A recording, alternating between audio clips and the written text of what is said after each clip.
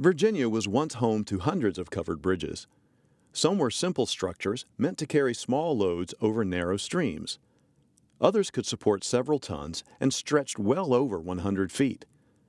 But as traffic loads increased in the 20th century, covered bridges fell out of favor.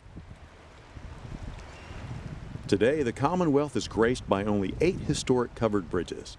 The oldest, Humpback Bridge in Alleghany County, dates back to 1857.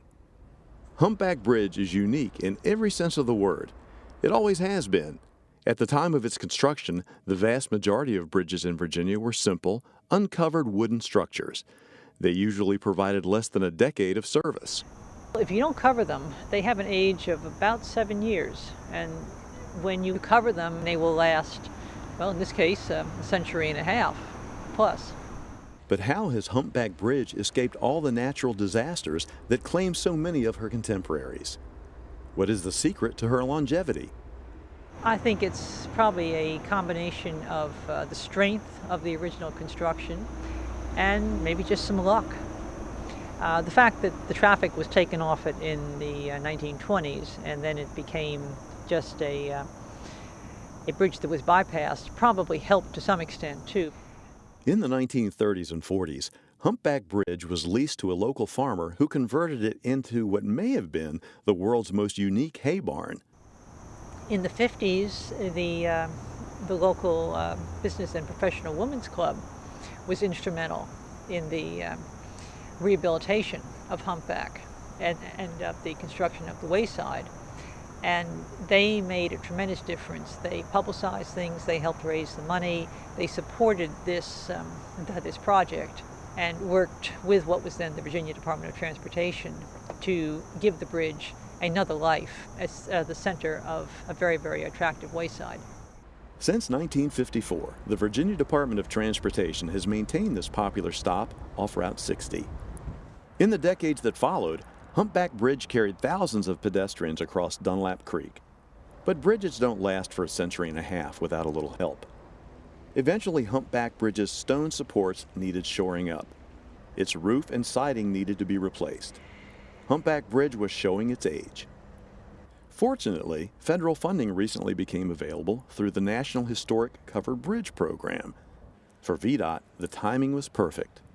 We've been maintaining it and inspecting it for quite some time, but we saw this as an opportunity to correct certain maintenance issues that we knew had to be addressed at some point.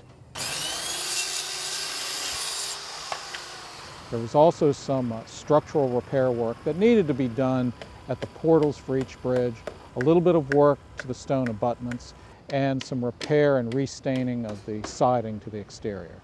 The roof was one that was probably put on in the 1970s and had reached the end of its serviceable life. But we wanted to put back a wooden roof that looks like the kind of roof that could have been there in the first place, but that's also treated for longevity. So we will get several more decades of use out of this particular roof. But what makes Humpback Bridge unique isn't so much what's on top as much as the truss below. The hump in Humpback actually rises a radical distance above what would have been a level plane. It rises approximately 4 feet in the middle of the bridge from what it would have been a level structure. So Humpback is the only such radically cambered wooden truss structure in the United States. In Virginia, we only have 122 National Historic Landmarks, and we only have one National Historic Landmark bridge, and that's Humpback. Even though a lot of people like covered bridges, people really love Humpback. There is something about Humpback that just brings out the joy in people and the love in people. You can go there at almost any time of year and you will see young couples, you will see people having picnics, you will see people that are planning to have weddings at Humpback Bridge. You'll see people that are just out for a nice walk and they make sure that they walk across the bridge just because people just love that bridge. It draws tourists from all over the world to come to see Humpback Bridge. And Humpback Bridge graces dozens and dozens of coffee table books around the world. So the very modest amount of effort we put in to keep Humpback Bridge in great shape really has a great public benefit worldwide. I think it's a very good reconstruction. It's very, very close to what would have been there originally. And, I think the bridge is probably good for another 150 years of people enjoying it.